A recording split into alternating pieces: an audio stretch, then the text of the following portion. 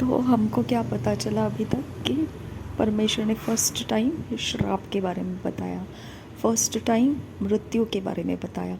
जब श्राप के बारे में बताया, उसने आदम को और हव्वा को श्रापित नहीं किया, लेकिन उनको हार्ड टाइम दिया।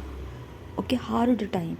इसके लिए जब अब हम मसीह में आते हैं तो परमेश्वर हमको श्रापित नहीं करता है, लेकिन हमको ताड़ना के द्वारा हार्ड टाइम देता है।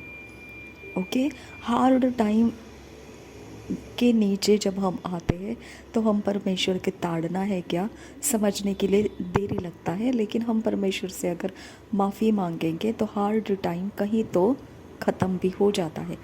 ये भी होता है कि परमेश्वर हम हमारी परख होने के लिए हार्ड टाइम में हमको डाल देता है, चाहे हमारी गलती ना भी हो तो भी हमको वो हार्ड टाइम में डाल देता है। तो मसीही होने के बाद में परमेश्वर हमको श्राप नहीं देता है, लेकिन हार्ड टाइम में डाल देता है, टफ़ टाइम में डाल देता है, डिफ़िकल्ट टाइम में डाल देता है। हो सकता है हमने कुछ परमेश्वर के विरोध किया है तो वो टफ़ टाइम में डाल देगा हमको, लेकिन ऐसा भी होता है कि परमेश्वर हमको परखने के लिए टफ़ टाइम में डालता है।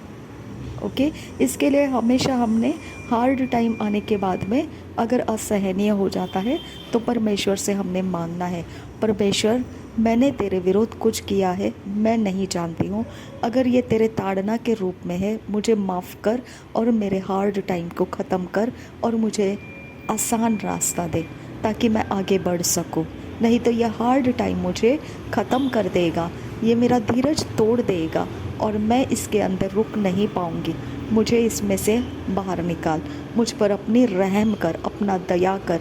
इस प्रकार से हमको परमेश्वर को, अगर वो ताड़ना के रूप में है तो हमको परमेश्वर से दया मांगना पड़ता है कि परमेश्वर अपनी दया से तू मुझे रिहा कर, मेरे गलती गुनाह से रिहा कर और ये हार्ड टाइम का सफ़र मेरा ख़त्म कर, आसान लाइफ मेरे लिए खोल कर दे। परमेश्वर उसका जवाब देता है।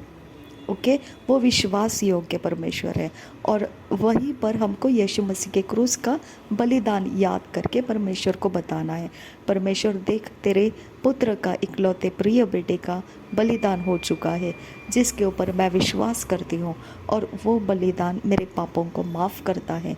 इस प्रकार से आपको परमेश्वर को वो बलिदान बताना है, सुनाना है और वहाँ से वो कारण से परमेश्वर माफ़ी को रिलीज़ किया, विश्वास के साथ हमने ग्रहण करना है, क्योंकि परमेश्वर विश्वास योग्य है, माफ़ भी करता है और धर्मी भी ठहराता है। लेकिन अगर परीक्षा का समय है, परमेश्वर ने आपको परखने के लिए शैतान के हाथ में दे दिया है, तो परख के वक्त में हमको धीरज के साथ चलना पड़ता है। अगर हमारा समय, कठिन समय जल्दी ख़त्म नहीं हो रहा है और मुश्किल हमारी जान पर बन बैठी है, तो हमको परमेश्वर के साथ धीरज के साथ चलना है, विश्वास के साथ चलना है। हमको परमेश्वर को बोलते हुए चलना है, लॉर्ड तू विश्वास योग्य है, मैं जानती हूँ मेरे अगर गलती गुनाह है तो माफ़ करने के लिए विश्वास योग्य है। ये ताड़ना फिर भी चल रही है तो निश्चित रूप से तू मुझे परख रहा है, मैं तुझे नहीं छोड़ूंगा, मैं तेरे संगति में चलता रहूँगा।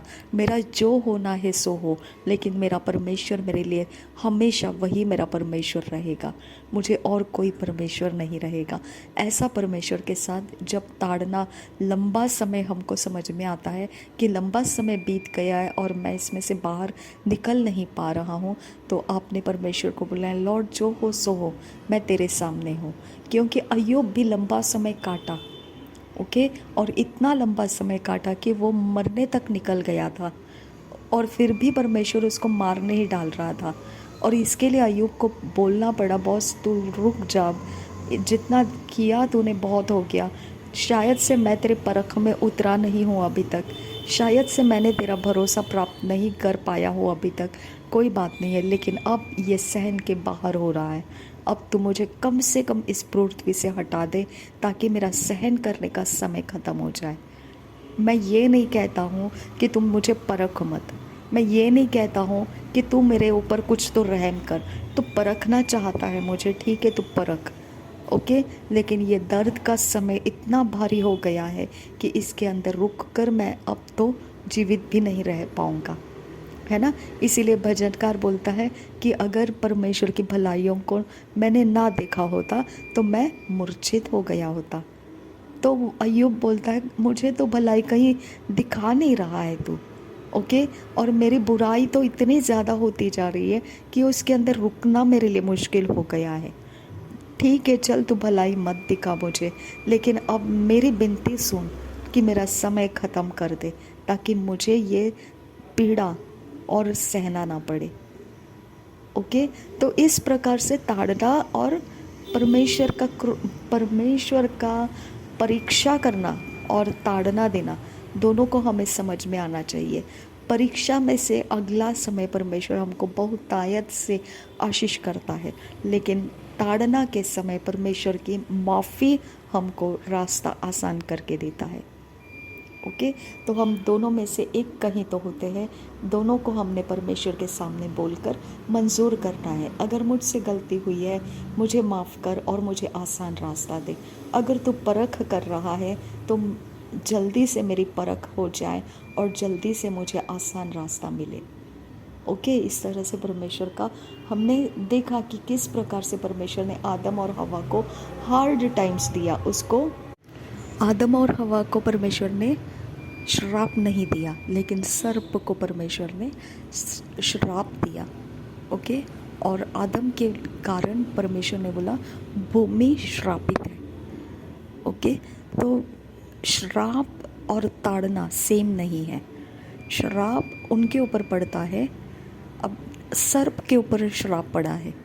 और परमेश्वर बोलता है जितने प्राणी मैंने बनाए हैं और घरेलू पशु और जितने बनेले पशु हैं, इनमें से सबसे ज़्यादा सर्प श्रापित रहेगा। इसका मतलब घरेलू पशु भी श्रापित है और बनेले पशु भी श्रापित है।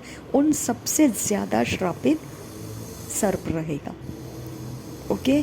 तो परमेश्वर श्राप का भी लेवल रखा है, कैटेगरी रखा है। हायर श्राप, लोअर श्राप, हल्का फुल्का श्राप, थोड़ा सा श्राप, कुछ अधिक श्राप, कुछ कम श्राप, ऐसा लेवल रखा है परमेश्वर ने। इसमें से हमको समझ में आता है घरेलू पशु और बनेले पशुओं से भी सबसे अधिक श्राप सर्प के ऊपर डाला परमेश्वर ने, यानी कि श्राप के भी हाई, लो, मीडियम लेवल्स हैं, ओके। और दूसरी बात, आदम और हवा को परमेश्वर ने श्राप नहीं दिया। अब जब परमेश्वर जीव जंतुओं को बना रहा था तब तो परमेश्वर ने सबको आशीष ही किया था, फलो फूलो और बहुगुणित हो जाओ और पृथ्वी को भर दो। सबको परमेश्वर ने आशीषित किया था। समंदर के अंदर सब प्राणियों को आशीषित किया था और पक्षियों को आशीषित किया था, रेंगने वाले जंतुओं को सबको आशीषित किया था। फिर ये आशीषित रहते हुए इनके ऊपर, सर्प के ऊपर श्राप क्यों आया? सोचने की बात है। फिर आदम का गुनाह था, लेकिन आदम के कारण भूमि श्रापित हो गई और आदम भूमि में से निकाला गया है। इसके लिए आदम मरने के बाद में भूमि के अंदर दोबारा जाएगा, यानी मिट्टी में दोबारा जाएगा। भूमि की मिट्टी से आदम को बनाया गया। भूमि की मिट्टी कनेक्शन है आदम का। इसके लिए परमेश्वर ये भी बोल रहा है आदम तेरे कारण, क्योंकि तू भूमि की मिट्टी में से बनाया गया है, तो भूमि की मिट्टी के कनेक्शन में तूने पाप किया। इसकी वजह से तूने पाप किया तो तू जिससे बना है मैं उसी को श्रापित करूँगा। मैं तुझे श्रापित नहीं करूँगा, लेकिन जिसमें से तू बनाया गया है उसको मैं श्रापित कर रहा हूँ। भूमि तेरे कारण श्रापित होगी। कनेक्शन देखो कैसा परमेश्वर श्राप को कहाँ किसको दे रहा है, ओके। तो श्राप एक डेंजरस चीज़ है। परमेश्वर के राज्य के अंदर श्राप को समझना चाहिए हमने, ओके। परमेश्वर हव्वा को बनाया, लेकिन हव्वा को टफ टाइम दिया, गर्भ की पीड़ाओं से उसे टफ टाइम दिया। आदम को परमेश्वर ने मिट्टी को निकाल के उसकी रचना करके आदम को बनाया, और आदम को परमेश्वर ने टफ टाइम दिया। माथे के पसीने से तू खाएगा, रोटी खाएगा, ओके। तेरा हार्ड वर्क ज़्यादा रहेगा और फसल कम आएगी। भूमि तेरे लिए पूरी फसल नहीं देगी, जितना बोएगा उसमें ऊंट कटारे भी आ जाएंगे। ओके, तो परमेश्वर बोलता है तेरे कारण भूमि शापित है। अब काइन ने आबेल की हत्या कर दी, तो आबेल की हत्या की है तो काइन को परमेश्वर ने श्रापित किया। काइन को परमेश्वर ने श्रापित किया, फिर आदम को क्यों नहीं किया श्रापित? काइन भी मनुष्य पुत्र है, फिर आदम का क्या प्रॉब्लम है? आदम क्यों श्रापित नहीं हुआ? हवा क्यों श्रापित नहीं हुआ? उसके बदले में हार्ड टाइम उनको मिला, लेकिन श्राप उनके ऊपर नहीं गया। पशु, घरेलू पशु श्रापित बताया, बनेले पशु श्रापित बताया। सारे पशुओं से ज़्यादा सर्प सबसे ज़्यादा श्रापित रहेगा। भूमि आदम के कारण श्रापित रहेगी, लेकिन आदम और हव्वा को परमेश्वर ने क्यों श्राप नहीं दिया? चलो उनको श्राप नहीं दिया, फिर ये मनुष्य पुत्र को, काइन को क्यों श्राप दिया? जब आबेल का लहू बहाया उसने, आबेल ने देखा जाएगा तो आबेल ने पशु को मार के पहलोठे लेकर आया था, उनको मार के उसका चर्बी निकाल के वेदी के ऊपर उसने रखा और परमेश्वर को वो अर्पित किया। परमेश्वर ने उसके अर्पण को स्वीकारा। वहाँ भी तो लहू बहाया था ना, और फिर परमेश्वर ने चमड़े का वस्त्र बनाया, वहाँ भी तो लहू बहाया था। वो लहू क्या भूमि के ऊपर नहीं पड़ा था? वो भूमि के ऊपर पड़ा था, लेकिन फिर उसके कारण श्राप नहीं बोला। लेकिन काइन ने जब आबेल की हत्या की, बलिदान का लहू पृथ्वी के ऊपर, ज़मीन के ऊपर, मिट्टी के ऊपर गिरने के वजह से परमेश्वर ने श्राप नहीं रिलीज़ किया। लेकिन जब हत्या की, हत्या का मतलब है इंसान के मर्ज़ी के बगैर उसको मार डाला। यानी कैसे मार डाला? अब ये पशु प्राणी को भी तो वैसे ही है, उनकी इच्छा से थोड़ी मारा है उनको, है ना। परमेश्वर ने भी वो चमड़े के वस्त्र को बनाया, जिसको भी मारा होगा उसकी इच्छा थोड़ी थी कि मुझे मार डाल, है ना, ऐसा नहीं। लेकिन जो घात किया, धोखा दे के मार डाला। ओके, तो वहाँ पे धोखा दे के यानी गुस्से के साथ मार डाला, यानी कि बदला लेने के भावना से मार डाला। ओके, और ये वाले बलिदान जो थे वो बदला लेने के भावना से नहीं था। ये परमेश्वर के सामने उनकी उपज को परमेश्वर को देने के लिए था। वो जो कर रहे हैं उसके पहली उपज को वो परमेश्वर को अर्पण कर रहे हैं, तो आदर था वहाँ पर। परमेश्वर ने भी आदम और हव्वा को चमड़े का वस्त्र पहनाया, तब जिसको भी उसने मार डाला होगा वहाँ पर परमेश्वर ने आदम और हव्वा को कवरिंग किया। यानी अब से तुम्हारा कवरिंग ये रहेगा, चमड़े का वस्त्र तुम्हारा कवरिंग रहेगा, तुम नंगे घूमोगे नहीं कहीं पर भी। ओके, यानी तुमको अब नंगेपन की जानकारी हो चुकी है, तुम अब नंगे नहीं घूमोगे, तुम कपड़े पहनोगे, कपड़ों के साथ चलोगे। तो फिर अंजीर के पत्तों से उन्होंने अपने आप को कवर किया था, उसका क्या प्रॉब्लम था? वो भी तो कवरिंग था ना। लेकिन परमेश्वर ने उसको निकाल दिया और चमड़े के वस्त्र उनको पहनाए। उस चमड़े के वस्त्र में क्या था? सीक्रेट क्या था कि उसने चमड़े के वस्त्र को स्वीकारा? ओके, तो जो काइन का था वो एक्सेप्ट नहीं किया परमेश्वर ने। जो भूमि की उपज थी परमेश्वर ने एक्सेप्ट नहीं किया। लेकिन खाने के बारे में आदम और हव्वा को और सारे पशु प्राणी को खाने के लिए क्या बोला था? जो हरे छोटे छोटे पेड़ है वो तुम्हारे खाने के लिए तुम्हारे लिए दे दिया है। आदम को और हव्वा को क्या बोला था? जितने फल है खाने के लिए दिया है, सिर्फ एक फल छोड़ के जो भले बुरे ज्ञान का फल है। ओके, तो यहाँ तक अभी तक खाने के बारे में परमेश्वर ने बोला था कि सब कुछ जो हरा हरा है और भूमि की उपज है वो तेरे खाने पीने के लिए रहेगी। अब यहाँ पे परमेश्वर चमड़े का वस्त्र डाल रहा है और आबेल जो भेड़ पशुओं का जो बलिदान पहलोटे को लेकर आया, वो भी बलिदान मांस का और लहू का बलिदान है। यहाँ पर परमेश्वर एक रास्ता परमेश्वर दिखा रहा है कि अब मैं हरी हरी पत्तों को जो खाने के लिए तुम्हारे लिए रखा था, मैं उसमें से अब बाहर निकल आया हूँ। अब वो लेवल में से मैं बाहर निकल आया हूँ। तुम्हारी वजह से मुझे वो लेवल से बाहर आना पड़ा। ओके, तुमने जो ज्ञान का फल खाया है उसके कारण अब तुम सिर्फ वेजिटेरियन नहीं रहोगे। तुमने जो किया है, ज्ञान के फल को तुमने जो एक्सेप्ट किया है, अब तुम्हारे अंदर मेरे जैसा नॉलेज, विजडम, अंडरस्टैंडिंग आ चुका है।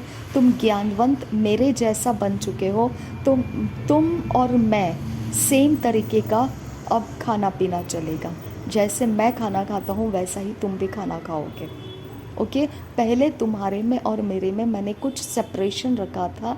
वो सेपरेशन की वजह से तुम वेजिटेरियन ही रहोगे ऐसा मैंने रखा था, और मैं वेजिटेरियन और नॉन वेजिटेरियन दोनों भी रहूँगा, मैं ऐसा रहा था। लेकिन अब तुमने वो बाउंड्री पार कर दी है, तो अब तुम मेरे तरह से वेजिटेरियन नॉन वेजिटेरियन दोनों भी रहोगे, और मैं भी वेजिटेरियन और नॉन वेजिटेरियन दोनों भी हूँ। तो हम दोनों अभी सामने सामने क्या हो गए, समानता में हो गए। ओके, अब ये जनरेशन समानता में चलेगा। ओके, तो इसके लिए परमेश्वर ने भूमि की उपज को अभी स्टॉप कर दिया कि इतने तक सीमित नहीं रहेगा। अब हम भूमि की उपज पहला स्टेप था, अब आप लोग मैच्योर्ड हो गए, जो नहीं खाना था वो खा लिया और मैच्योर्ड बन गए हैं। तो मैच्योर्ड रियाम के अंदर अभी मांस और लहू का खाना पीना शुरू रहेगा। मांस और लहू के साथ तुम्हारा कनेक्शन बना रहेगा। ओके, और उसी बीच में परमेश्वर ने बोला था कि अब काइन ने मांस और लहू का कनेक्शन में आबेल की हत्या की, क्योंकि मांस और लहू हत्यारा बनता है। ओके, मांस और लहू का जो काम है वो हर चीज़ में मांस और लहू स्पिरिचुअल इन्वोक करेगा, स्पिरिचुअली बॉयल बोलते हैं ना, boiling anger. Okay, boiling anger. यहाँ पे 3 ब्लड गिराया गया है। परमेश्वर ने चमड़े का वस्त्र बना के आदम और हवा को दिया। ओके, ब्लड गिराया। आबेल ने पहलोठियों को लेकर आया, उसको मार के उसका चर्बी निकाल कर परमेश्वर को अर्पण कराया, ब्लड गिराया। और काइन ने आबेल की हत्या की, ब्लड गिराया। ओके, 3 प्लेसेस पे ब्लड गिरा हुआ है। लेकिन परमेश्वर ने चमड़े का वस्त्र डाला, तब ब्लड गिरा, तब कोई श्राप का बात नहीं आया। आबेल ने पशुओं को बलिदान किया और चर्बी निकालकर परमेश्वर को अर्पण किया, ब्लड गिरा, वहाँ पे कोई प्रॉब्लम नहीं आया। लेकिन काइन ने आबेल की हत्या की, आबेल का लहू पुकारने लगा। यहाँ पे ये फ़र्क है। ओके, आबेल का लहू आवाज़ देने लगा परमेश्वर को, आबेल का लहू बात करने लगा परमेश्वर के साथ। ओके, आबेल का लहू क्या बात किया हम इसके बारे में बाद में देखेंगे, लेकिन आबेल का लहू बात किया और परमेश्वर ने उस बात को सुना, और वो बात करने का जगह भूमि के ऊपर से आबेल का लहू पुकार रहा है, ऐसा परमेश्वर बोला। फिर ये बलिदान का नहीं पुकार रहा था क्या? जब परमेश्वर ने चमड़े का वस्त्र बनाया, वहाँ खून गिरा था, क्या उस पशु का कोई पुकार नहीं आया? आबेल ने पशु को मार के परमेश्वर को बलिदान चढ़ाया, क्या उस पशु का ब्लड जब ज़मीन पर गिरा उसका आवाज़ क्यों नहीं सुना परमेश्वर ने? ओके, लेकिन आबेल का आवाज़ परमेश्वर ने सुना। ओके, जब तक ब्लड गिरा है और वो परमेश्वर को कुछ बोल नहीं रहा है रिवोल्ट बैक में, तब तक ब्लड का कोई श्राप नहीं आता है। लेकिन अगर ब्लड गिरा भूमि के ऊपर और अगर उसने परमेश्वर को दुहाई लगाई तो श्राप आता है। मुझे इतना समझ में आता है एक ये लेसन में से। ओके, जहाँ परमेश्वर ने ब्लड गिराया वो ब्लड परमेश्वर को कोई आवाज़ नहीं लगाया। जहाँ आबेल ने पहलोठों के ब्लड को गिराया, वहाँ का ब्लड परमेश्वर के साथ आवाज़ नहीं लगाया। लेकिन जैसे आबेल का ब्लड हत्या के द्वारा काइन ने गिराया, तो काइन का आबेल का ब्लड परमेश्वर को आवाज़ लगाने लगा, पुकारने लगा। भूमि के ऊपर से परमेश्वर ने आबेल के ब्लड का आवाज़ सुना और वहाँ से परमेश्वर ने काइन को पूछना शुरू किया, तेरा भाई कहाँ है। ओके, जैसा ही पूछना शुरू किया, फिर काइन को उसने बताया, देख तेरा भाई का लहू ज़मीन के ऊपर से पुकार रहा है, इसके वजह से अब तू श्रापित है, अब तू श्रापित है, श्रापित है। सीधा श्राप दे दिया। श्राप इतना इम्पॉर्टेंट वर्ड है कि वो आदम और हव्वा के ऊपर नहीं पड़ा, लेकिन श्राप सर्प के ऊपर पड़ा, बनेले पशु के ऊपर पड़ा, घरेलू पशु के ऊपर पड़ा, भूमि के ऊपर पड़ा, अब ये काइन के ऊपर पड़ा। लेकिन आदम और हव्वा ने पाप किया था, श्राप उनके ऊपर नहीं पड़ा, वो श्राप नहीं पड़ा, हार्ड टाइम दिया।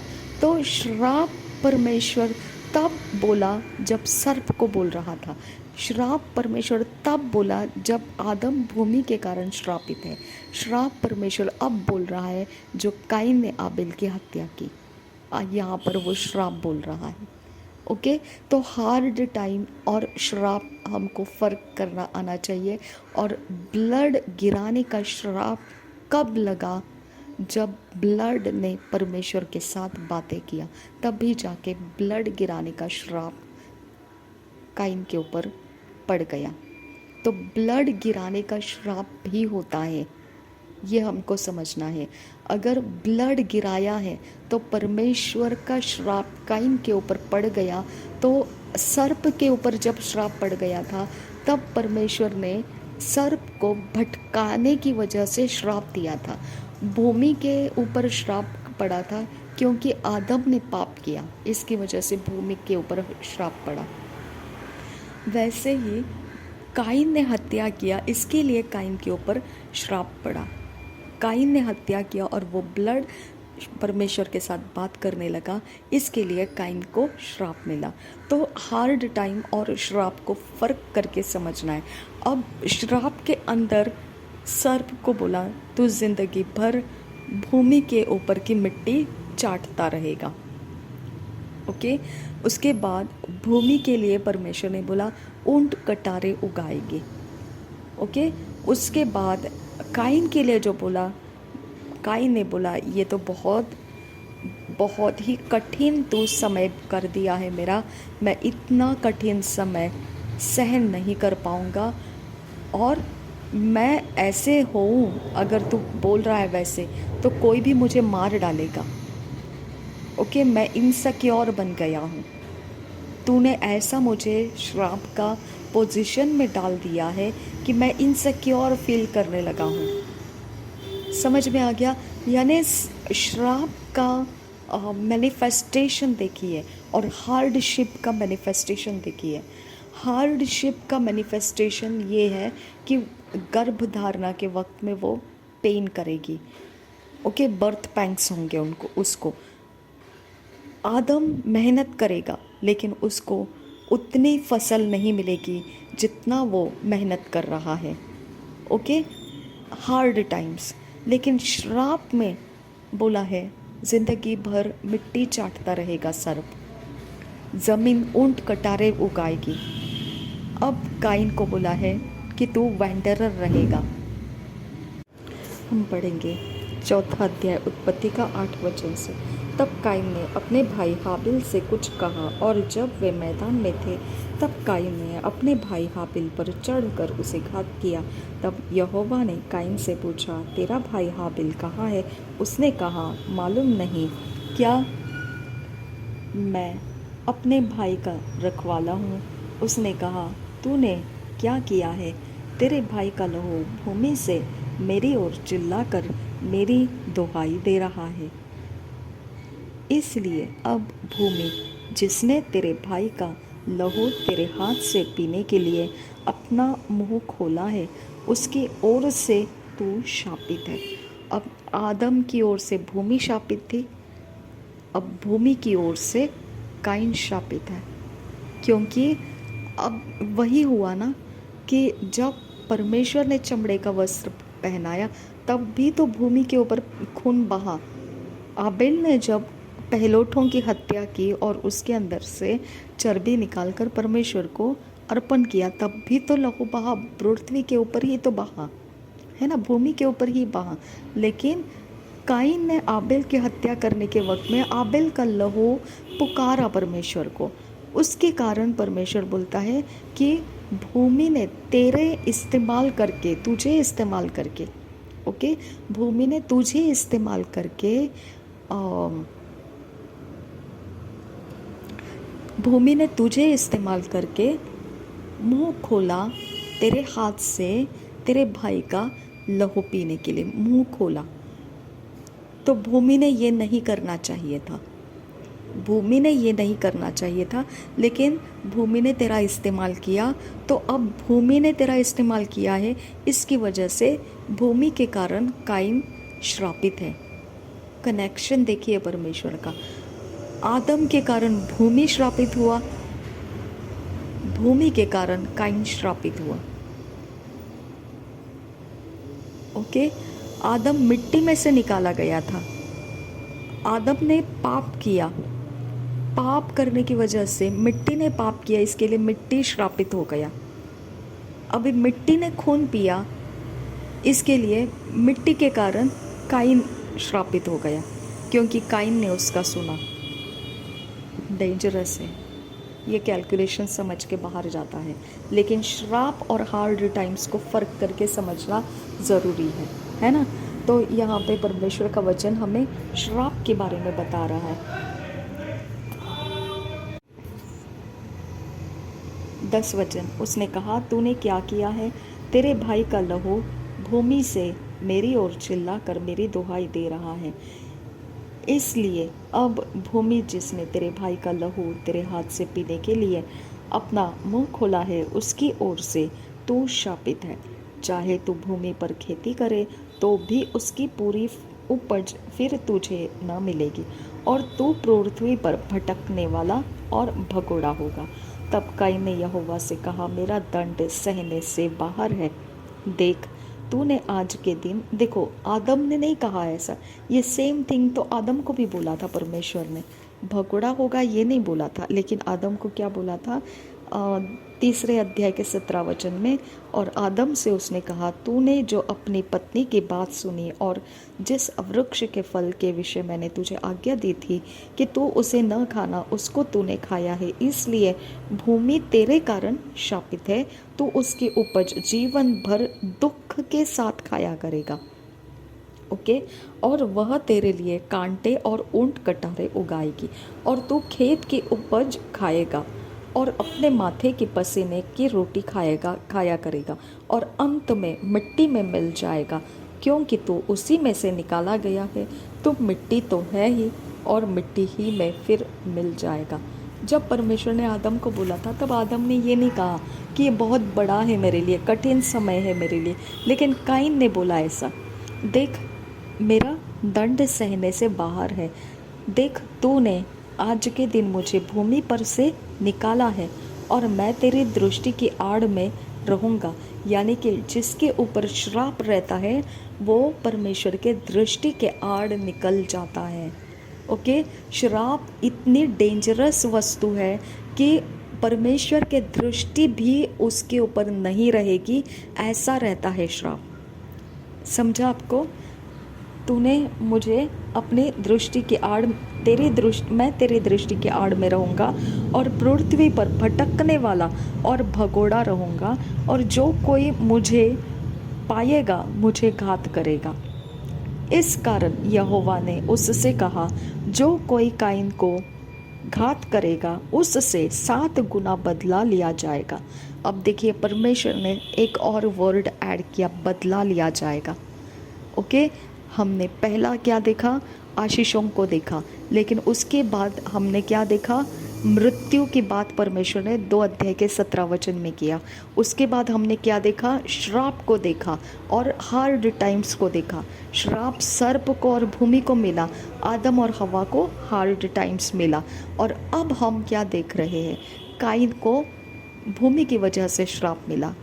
ओके, और यहाँ पे अब परमेश्वर बोलता है अगर काइन को किसी ने मार डाला तो उसको कितनी बार? 7 गुना बदला लिया जाएगा। बदला कैसा होता है? ये एक फर्स्ट टाइम वर्ड परमेश्वर ने रिवेंज का वर्ड यूज़ किया, वेंजियंस का वर्ड यूज़ किया, रिवेंज का वर्ड यूज़ किया। बदला ये शब्द परमेश्वर ने पहली बार काइन के इनसिक्योर फील करने वाले जगह में परमेश्वर ने बोला जो तेरा घात करेगा उससे 7 गुना बदला लिया जाएगा। 7 गुना बदला में वो क्या लेगा? अब जब सर्प को उसने श्राप दिया तो श्रापित है बोला, तो उसने आगे उसका फंक्शन बताया कि वो क्या करेगा? मिट्टी चाटता रहेगा जिंदगी भर। जब भूमि को श्राप दिया तो भूमि के बारे में उसने क्या बोला? ऊंट कटारे उगाएगी और उसके अंदर जो फसल है वो कंप्लीट 100% फसल नहीं आएगी। और काइन को श्राप दिया तो काइन के बारे में वो क्या बोल रहा है? तुझे जो इनसिक्योर फील हो रहा है वहाँ पर मैं जो भी तेरा घात करेगा उस जगह में मैं 7 टाइम्स बदला लूँगा। तो बदला के अंदर वो क्या लेने वाला है अभी तक वो डिक्लेयर नहीं है। लेकिन ये वर्ड आया कहाँ से? शैतान से नहीं आया ये वर्ड, जादू टोना करने वालों से नहीं आया ये वर्ड। ओके, ये वर्ड कोई शैतान के जगत के राज्य के लोगों के पास से नहीं आया। ये कम्प्लीटली रूट पॉइंट है ये कि ये परमेश्वर की ओर से शुरू हुआ है। श्राप परमेश्वर की ओर से शुरू हो गया, हार्ड टाइम्स देना परमेश्वर की ओर से शुरू हो गया। ओके, और अभी बदला लेना ये भी परमेश्वर की ओर से शुरू हो गया। ओके, तो परमेश्वर की ओर से शुरू हुआ चीज़ को हम पहले अध्याय से ही, बाइबल के पवित्र वचन के पहले अध्याय से ही हमको समझ में लेने की ज़रूरत है कि ये जो नेगेटिव वर्ड्स है, श्राप, हार्ड टाइम्स, बदला, ये नेगेटिव वर्ड्स, ये इतने नेगेटिव वर्ड्स है। और यहाँ पे हम सोचते हैं कि शैतान इसके बीच में काम कर रहा है। शैतान दूर की बात है, ये नेगेटिव वर्ड्स का रूट पॉइंट परमेश्वर की ओर से शुरू हुआ है। ओके, अब यहाँ पे देखिए,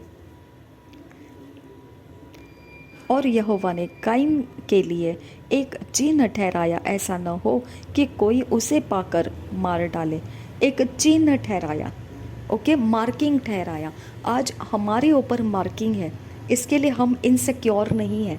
ओके, हमको अंधकार के जगत में से उजियाले में लाया और हमारे ऊपर छापा लगाया, सील लगाया, मुहर लगाया। वो मुहर क्या है? पवित्र आत्मा हमारे ऊपर मुहर लग गया है। ओके, पवित्र आत्मा हम में होना, ये मुहर लग चुका है। ये मुहर लगने की वजह से हम परमेश्वर की संतान है जाने जाते हैं और हम परमेश्वर के राज्य के लोग हैं, हम पहचाने जाते हैं और हमारा भविष्य परमेश्वर के राज्य में डिक्लेयर हो चुका है। हमारी डेस्टिनी इटर्नल लाइफ के लिए डिक्लेयर हो चुकी है, नियुक्त कर दिया गया है हमको, अपॉइंट कर दिया गया है हमको। अब अंधकार का राज्य जब हमको कुछ भी करने की कोशिश करेगा तो हमारे ऊपर मुहर लगा हुआ है, वो सिर्फ हमारे इर्द गिर्द में दहाड़ लगाते घूम सकता है, लेकिन वो मुहर है हमारे अंदर, वो हमारा मुहर हटा नहीं सकता है, वो हटा नहीं सकता है। आपको और मुझको परमेश्वर ने मुहर लगा कर रखा है। ओके, इसकी वजह से हम सिक्योर हो गए हैं और हमको जो भी करेगा, जो कुछ भी कोई करेगा, उसका बदला लिया जाएगा। परमेश्वर बोलता है बदला लेने का काम मेरा है।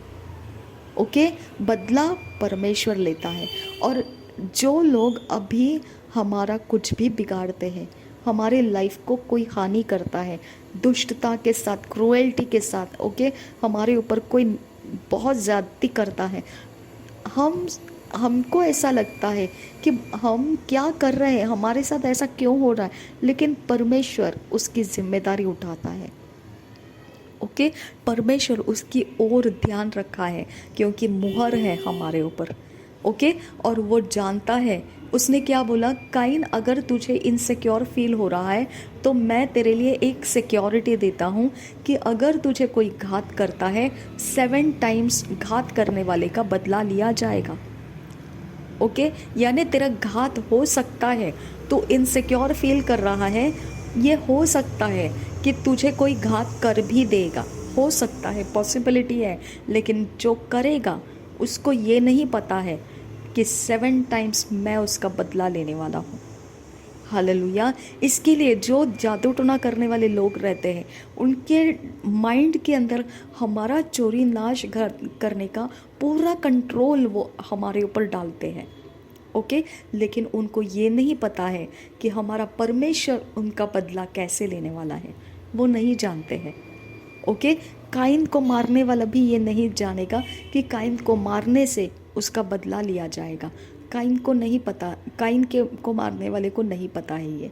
लेकिन काइन को मारने वाले के पहले परमेश्वर ने बोला है कि मैं एक और चीज़ कर रहा हूँ, तेरे ऊपर मैं मार्किंग डाल रहा हूँ। ओके, अब हमारे ऊपर भी मार्किंग है, और काइन को जो मार्किंग मिला था वो मार्किंग घात करने वाले को इंट्रोड्यूस करेगा, बॉस अगर तूने इसका कुछ बिगाड़ा तेरा वाट लगने वाला है। ओके, समझ में आ गया। ओके, उसके ऊपर कोई मार्किंग परमेश्वर ने डालना, और वो भी घात करने वाले के सामने। तो आपको याद रखना है, जब निर्गमन के पुस्तक में हम देखते हैं कि इज़राइली लोगों को मिस्र देश से बाहर लाने का था, उस समय जो फसह को मनाया गया था, दरवाजे के लेंटल्स के ऊपर और माथे के ऊपर यीशु मसीह का मेमने का लहू लगाया हुआ था। डिस्ट्रक्शन, नाश करने वाला स्वर्गदूत सामने से निकल जाएगा, लेकिन जहाँ पर यीशु मेमने का लहू लगा हुआ है, उस घर के अंदर किसी का भी नाश नहीं होगा। जिस घर के अंदर फसह मनाया नहीं गया है और लहू लगाया नहीं गया है, उस घर के अंदर जाकर वो नाश कर देगा। समझा आपको नाश करने वाला स्वर्गदूत कैसा आता है? इसके लिए ना सच में मैं बोलती हूँ ना कि अपने घर को, अपने मेन डोर एंट्री को, उसके माथे को प्रभु यीशु के लहू से लगाइए। आप प्रभु यीशु मसीह का लहू छिड़किए, अपने दरवाजे खिड़कियों के ऊपर छिड़किए, क्योंकि ये बहुत सारे जादू टोना करने वालों के मंत्र तंत्र श्राप को फाइट करता है ये। ओके, और अभिषेक का तेल छिड़किए, लगाइए अपने घर के अंदर, उससे बहुत सारा चीज़ शैतान के जगत का वो मुहर हो जाता है हमारे ऊपर, और वो उसको क्रॉस करने की हिम्मत नहीं करता है। समझा आपको? इसके लिए उनको ना जब अफेक्ट होता है तब उनको समझ में आता है हमने कुछ तो ऐसा बाउंड्री क्रॉस किया है किसी का, इसके लिए ये अफेक्ट हमारे ऊपर आ गया। तो वो ढूंढते हुए आते हैं किधर क्या अफेक्ट है। ओके, मेरे पीछे तो हमेशा पड़े रहते हैं, मैं किधर क्या करती हूँ, मैं किधर क्या क्या है मेरे पास, यीशु के लहू के अलावा क्या है मेरे पास। लेकिन वो भी देखने के लिए इंतज़ार करते, कहाँ लगाती है, किधर डालती है, कैसे डालती है, कैसा करती है, सब कुछ नोटिस किया जाता है। करने दो, वो मार्किंग है। ओके, क्योंकि उस मार्किंग के ऊपर से परमेश्वर फाइट करेगा उनके साथ। उनको देखना है, देख सकते हैं। ओके, उनको नोटिस करना है, नोटिस कर सकते हैं, ऑब्जर्व करना है, कर सकते हैं। अगर उस मार्क को लगाया है मैंने और वो कुछ भी अड़ंगापन करेंगे, फाइट परमेश्वर के साथ हो जाती है उनकी। ओके, तो इसके लिए आपको बेफिक्र रहकर परमेश्वर का वचन बाहर से भी दीवारों पर रख सकते हैं, घर के अंदर से भी रख सकते हैं, बिंदास रख सकते हैं। सब जगह पर आप पूरी तरह से जितना आपको परमेश्वर ने दिया हुआ बाउंड्री है आप अनॉइंट कर सकते हैं, यीशु का लहू छिड़क सकते हैं। आपको कोई डरने की ज़रूरत नहीं है, कौन आपको देखता है, अंधेरे में जाकर करने की ज़रूरत नहीं है, दिन दहाड़े बिंदास कर सकते हैं, क्योंकि ये मार्किंग है हमारे ऊपर।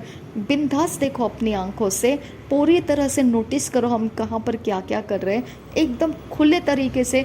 आपको चाहिए तो कैमरा में रिकॉर्ड करके आप बना के रखो हम कहाँ पर क्या कर रहे हैं, कोई बात नहीं है। लेकिन ये मार्किंग है, और इससे अगर कोई पंगा लेता है वो परमेश्वर के साथ झगड़े में पड़ जाएगा। ये मार्किंग का काम है। काइन के ऊपर मार्किंग डाला। मार्किंग कौन देखेगा? घात करने वाला देखेगा। जब घात करने वाला देखेगा मार्किंग को, तो घात करने वाला इंसान रहेगा, लेकिन वो घात करने वाला स्पिरिट रहता है। वो स्पिरिट मार्क को समझता है। वो स्पिरिट मार्क को समझता है। स्वर्गदूत जो डिस्ट्रक्शन का था, फसह के मेमने का जो खून दरवाजे के अलंगों पे और माथे पे लगा हुआ था, स्वर्गदूत स्पिरिट्रियम, ओके, आत्मा का जगत का बीइंग, स्वर्गदूत, नाश करने वाला स्वर्गदूत जानता है कि ये लहू लगा हुआ है। मार्क को वो पहचानता है। और परमेश्वर ने क्या बोला? भले ही तुम इस्राएली हो, मैं तुमको बख्शूंगा नहीं। अगर वो मार्क के बाहर तुम रहो तो नाश करने वाला स्वर्गदूत के हाथ पड़ जाओगे। ओके, तो तुम ये मत कहो कि मैं तो इज़राइली था, परमेश्वर तो यहोवा मेरा परमेश्वर था, फिर मेरे साथ ऐसा क्या हो गया। नहीं, मार्क के बाहर जाओगे तो प्रॉब्लम होगा। मार्क के अंदर ज़बरदस्ती रुकना है, नहीं तो नाश करने के लिए आने वाला है। वो तुमको बख्शेगा नहीं। वो सिर्फ मार्क को देखेगा। अलंगों पे और माथे के ऊपर मार्क है, ये लहू है मेमने का, वो बख्श देगा। उस बाउंड्री के बाहर खड़े हो आप, आपको नहीं बख्शेगा। वो बाउंड्री के अंदर आपको रुकना पड़ता है। ओके, तो परमेश्वर का सिस्टम को समझिए। परमेश्वर का सिस्टम प्रोटेक्शन कैसा देता है समझिए। इंसान के ऊपर परमेश्वर ने पवित्र आत्मा देकर मार्क डाला है। मार्क अंधकार का जगत देखता है। हम जब चलते हैं इस पृथ्वी के ऊपर, चलते फिरते हैं, हमको लगता है हम ऑर्डिनरी इंसान हैं। हमको दिमाग के अंदर, शरीर के अंदर हमको लगता है हम जस्ट एक मांस और हड्डी का टुकड़ा है, बस चलते फिरते हैं हम। ओके, ऐसा नहीं है। मार्किंग है हमारे ऊपर, चिन्ह लगा हुआ है हमारे ऊपर, मुहर लगी हुई है हमारे ऊपर। ओके, इसके लिए जो कोई भी हमारे बारे में कुछ प्लान करता है तो वो सोच समझ के प्लान करता है कि बॉस मैं तो इसके खुदा के साथ पंगा उठा रहा हूँ, अब मुझे भी फाइट ही करना है और इसका खुदा भी मेरे साथ फाइट करने वाला है। वहाँ पे वो लीगल ग्राउंड ढूंढता है, हमारी गलती को ढूंढ के निकालता है। वो वहाँ पे हमारे पीढ़ी के अंदर कुछ कचरा है क्या, वो ढूंढ के निकालता है। उस कचरे को लेकर फिर वो परमेश्वर के सामने फाइट में खड़ा होता है। तू तेरा मार्क अलग चीज़ है, लेकिन इसने मेरा ये करके रखा है, ये वाचा बांध के रखा है मेरे साथ, ये वाला रिश्ता मेरा उसके साथ है। ये देख, इस पीढ़ी के अंदर इसने ये चढ़ावा मेरे को चढ़ाया था, अब इसका बदला मुझे चाहिए। ओके, अगर ये नहीं दे रहा है तो मैं इसकी हानि कर सकता हूँ, क्योंकि इसका ये पुराने में कहीं कुछ है मेरे हाथ में। ये तरह से हमारे पीछे मार्क लगने के बाद भी पड़ सकता है अंधकार का जगत। मार्क होने के बावजूद पड़ सकता है। वो लीगल ग्राउंड बोलते हैं उसको। ओके, वो कानूनी ज़मीन, कानूनी अधिकार उसको मिलता है वो। ओके, इसके लिए परमेश्वर बोलता है कि जहाँ मुहर लगी है मेरी, उनके ऊपर से कानूनी अधिकार भी मैं ख़त्म करता हूँ। ओके, कानूनी अधिकार भी परमेश्वर ख़त्म करता है जब हम मसीह के अंदर आ जाते हैं। और अगर हमको मालूम पड़ता है कि कहीं ना कहीं तो कुछ ना कुछ तो मेरे लाइफ के अंदर नेगेटिविटी बार बार अटैक कर रही है मुझे, तो हमने तुरंत परमेश्वर से मांगना है, खुदा तेरे क्रूस के बलिदान को मैं याद करती हूँ और ये नेगेटिविटी को मेरे ऊपर से निकाल दे, क्योंकि कानूनी अधिकार भी नेगेटिविटी को मेरे ऊपर नहीं रुकने देना, क्योंकि मैं उसके अंदर नहीं हूँ। मुझे पता नहीं है कौन से जगह में शैतान को क्या कानूनी अधिकार मिला है, मैं नहीं जानती हूँ। उस अधिकार को अब मैं रिजेक्ट कर रही हूँ। मैं यीशु मसीह के नाम में रिजेक्ट कर रही हूँ। मैं यीशु मसीह के नाम में कमांड करती हूँ, वो कानूनी अधिकार मेरे लाइफ के बाहर निकल जा। उसका किया कराया लेन देन सब कुछ मैं डिस्ट्रॉय कर देती हूँ और मैं अपने आप को यीशु के लहू से शुद्ध करती हूँ, पवित्र करती हूँ और मैं परमेश्वर के हाथों में अपने आप को समर्पित करती हूँ। इस तरह से हमको परमेश्वर के साथ बात करना पड़ता है। काइन ने बात किया परमेश्वर से। काइन ने बोला तूने एक बहुत कठिन परीक्षा मुझे दी है। ओके, उस कठिन सफ़र के अंदर कोई भी मुझे घात कर सकता है और तूने मुझे भूमि के ऊपर से निकाल दिया।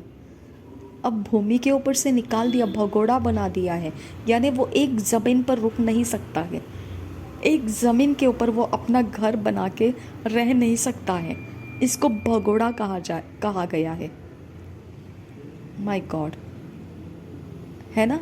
तो इस तरह से है। बहुत बहुत बार लोग ऐसे बोलते हैं कि हमारे 4 पीढ़ियाँ गए, हमारे 10 पीढ़ियाँ गए, हम रेंट पर ही रहते हैं, हम भाड़े के घर में ही रहते हैं, बस हम पीढ़ी से पीढ़ी ऐसे ही बदली करते हैं घर, यहाँ से वहाँ, वहाँ से यहाँ। तो आपको ये श्राप तोड़ने की ज़रूरत है। ओके, ये आपका कवनेंट है, कहीं ना कहीं लीगल ग्राउंड है शैतान का, कि आपके ऊपर उसने अधिकार रखा है कि आपको वो ज़मीन मिलने नहीं देगा। हमारे घर की, हमारे लोगों के, मेरे मम्मी पापा के जनरेशन के ब्लेसिंग्स, जो ज़मीन जायदाद थी, उनके रिलेटिव्स ने छीन लिया, उनकी खेतीबाड़ी छीन लिया। ओके, वो छीन लिया, लेकिन अब हम जो उनके बच्चे हैं, अब मेरे जो कज़िन्स हैं, वो जो बेटे हैं, उनको अभी उनके बच्चों के लिए कितना मुश्किल होता है। वो अब पैसे जुटाकर ज़मीनें खरीद नहीं सकते हैं, वो खेतीबाड़ी ख़त्म हो गया, उनके बच्चों को खेतीबाड़ी देखने का कोई रास्ता बाकी नहीं रहा। ओके, तो इस प्रकार से वो ब्लेसिंग्स छीन लिया गया। तो वहाँ परमेश्वर कहता है कि तुम मेरे से मांग सकते हो, मैं तुम्हारा वो श्राप तोड़ दूंगा और दोबारा तुम्हारी ज़मीनों को मैं बनाऊंगा, दोबारा मैं तुमको नया ज़मीन दूंगा, नए सिरे से तुम्हारा सारा प्रॉपर्टी मैं तैयार करूंगा, तुमको डूबने नहीं दूंगा, ख़त्म होने नहीं दूंगा। अगर तुम मेरा सुनोगे, तुम मेरी बातों के अनुसार चलोगे, तो मैं तुम्हारे लिए सब कुछ सेट करने को तैयार है। तो हमको सेट करके लेना है परमेश्वर से। ओके, हमारे पीढ़ी के बच्चों को कहाँ है ज़मीन जायदाद, हमारे पीढ़ी के बच्चों के लिए कहाँ है खेतीबाड़ी। कल का दिन किसने देखा है कि सब जॉब रहेगा? कल का दिन कहाँ देखा है किसी ने कि सब बिजनेस रहेंगे? खेतीबाड़ी एक बेस्ट थिंग है कि हम लोग अपने घर के लिए सुरक्षित महसूस करते हैं कि हमारे कम से कम हमारे घर के अंदर ही हमारा खाना पीने का गुजारा आराम से हो सकता है खेती के वजह से। अपने खुद के लिए, सेल के लिए नहीं कि मार्केट में जाके उसको बेच के आने का, इसके लिए नहीं, लेकिन खुद के लिए तो हम कर सकते हैं, है ना। जॉइंट फैमिली जैसे बड़े परिवार की तरह हम इकट्ठे मिलजुल के उसके अनाज को, उसके फसल को खा सकते हैं, है ना। तो वो कहाँ है? अभी नहीं है। तो इसका मतलब क्या है? यहाँ पर अभी उस कर्स को ब्रेक करने की ज़रूरत है। ओके, तो परमेश्वर का इंटरैक्शन देखिए कैसा रहता है मनुष्य के साथ। उसने काइन के साथ कैसा इंटरैक्ट किया कि तू भगोड़ा ज़रूर है, तुझसे मैंने भूमि को अलग कर दिया है, तू भूमि के ऊपर अभी अपना अस्तित्व बना नहीं सकता है। ओके, भूमि के ऊपर तू सिर्फ जी रहा है, लेकिन तू अस्तित्व नहीं रखेगा। आदम को बोला तू भूमि के ऊपर सिर्फ प्राणी बन के जिएगा, लेकिन सदा जीवित नहीं रहेगा। ओके, हर चीज़ को परमेश्वर ने पृथ्वी के ऊपर ऐसा भेज दिया कि वो परमानेंट नहीं रहेगा, वो जिएगा लेकिन परमानेंट नहीं रहेगा। ओके, तो काइन का श्राप देखो, उसका मैनिफेस्टेशन देखो, परमेश्वर ने कैसे उसको सहन करने योग्य और उसके बदले में बदला लेने के बाद भी परमेश्वर ने उसके खातिर किया जो श्रापित है, श्राप दिया है उसकी खातिर। परमेश्वर बोलता है तेरा इनसिक्योर फील को मैं समझता हूँ, तो तेरे लिए मैं 2 चीज़ कर रहा हूँ, एक तो चिन्ह लगाता हूँ और दूसरा तुझे घात करने वाले का मैं बदला लूँगा। और एक बार देखो वर्ड कितना प्यारा लगता है, परमेश्वर बताता है जो कोई काइन को घात करेगा उससे 7 गुना बदला लिया जाएगा। और यहोवा ने काइन के लिए एक चिन्ह ठहराया, ऐसा न हो कि कोई उसे पाकर मार डाले। चिन्ह ठहराया, ऐसा न हो कि कोई उसे पाकर मार डाले।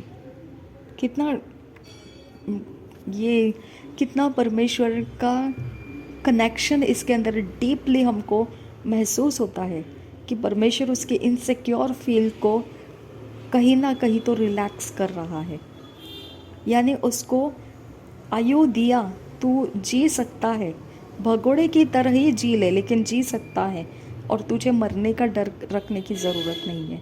कितना फील होता है रिलैक्स, है ना। श्राप के बीच में भी काइन को रिलैक्स फील कराया। ओके, 16 वचन। तब काइन यहोवा के सम्मुख से निकल गया और नोद नामक देश में जो अदन की पूर्व की ओर है रहने लगा। जब काइन अपनी पत्नी के पास गया तब वह गर्भवती हुई और उसने हनोक को जन्म दिया। फिर काइन ने एक नगर बसाया और उस नगर का नाम अपने पुत्र के नाम पर हनोक रखा। हनोक से इराद उत्पन्न हुआ और इराद से महुयायल उत्पन्न हुआ और महुयायल से मतुशायल और मतुशायल से लेमेक उत्पन्न हुआ। लेमेक ने 2 स्त्रियां ब्याह ली। अब यहाँ पे फर्स्ट टाइम बता रहा है 2 स्त्रियां ब्याह ली, जिनमें से, और ब्याह ली बोला है, ब्याह ली, मैरिज, ये वर्ड फर्स्ट टाइम यहाँ पर आ गया। ओके, जिनमें से एक का नाम अदा और दूसरी का सिल्ला था। अदा ने याबाल को जन्म दिया। वह तंबुओं में रहना और पशुपालन इन दोनों रीतियों का प्रवर्तक हुआ। यानी तंबुओं में रहना शुरू किया उसने और पशुपालन, इन दोनों रीतियों का रीति बन गया। उसने एक ट्रेंड स्थापित किया। और उसके भाई का नाम युबाल था। वह वीणा और बांसुरी आदि बाजों के बजाने की सारी रीति का प्रवर्तक हुआ। यानी उनके जगह से फिर म्यूजिशियंस तैयार होने लगे, वो ट्रेंड लग गया ऐसे प्रकार का। और सिल्ला ने भी तुबल कैन नामक एक पुत्र को जन्म दिया। वह पीतल और लोहे के सब धार वाले हथियारों का गढ़ने वाला हुआ।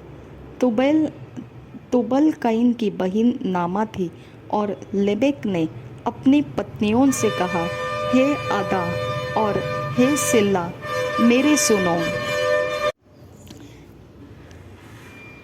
तुबल कैन की बहन नामा थी और लेमेक ने अपनी पत्नियों से कहा, हे आदा और हे सिल्ला, मेरी सुनो।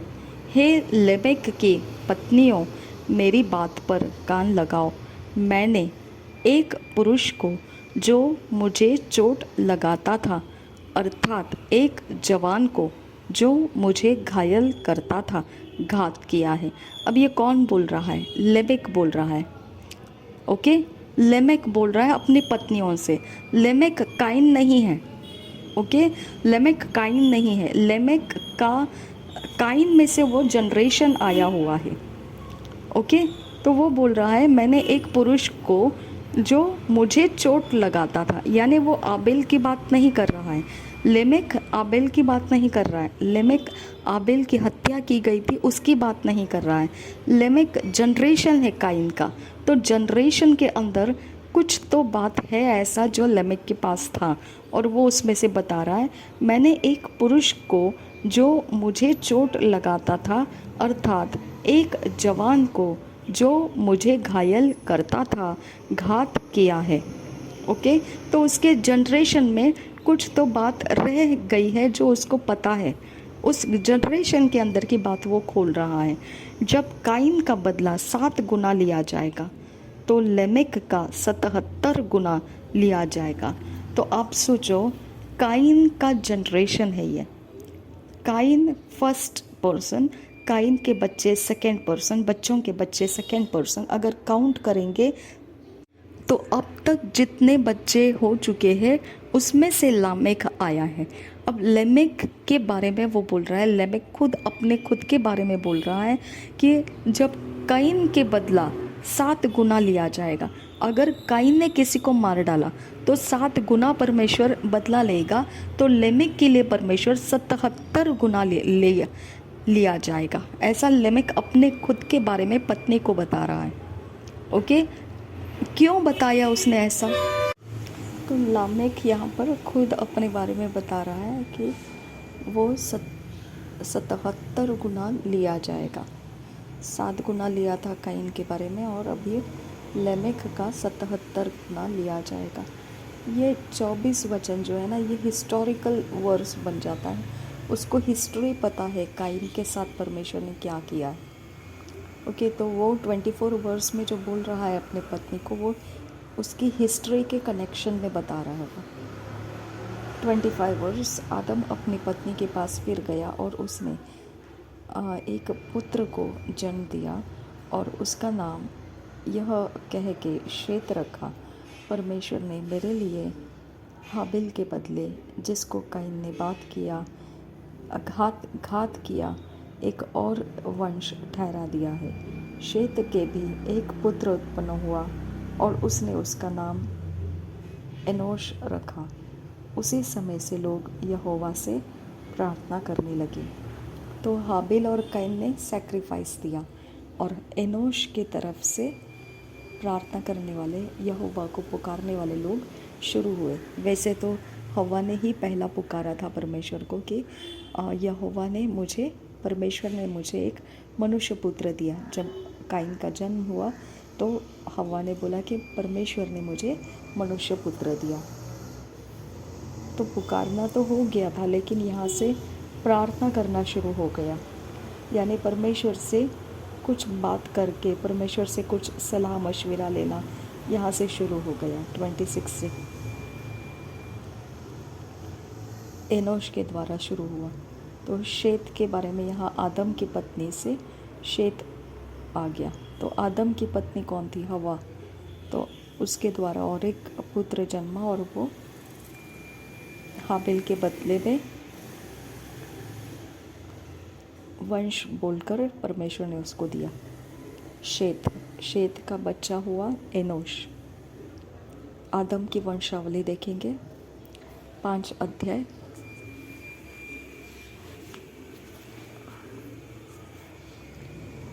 आदम की वंशावली यह है, जब परमेश्वर ने मनुष्य की सृष्टि की तब अपने ही स्वरूप में उसको बनाया। उसने नर और नारी करके मनुष्य की सृष्टि की और उन्हें आशीष दी।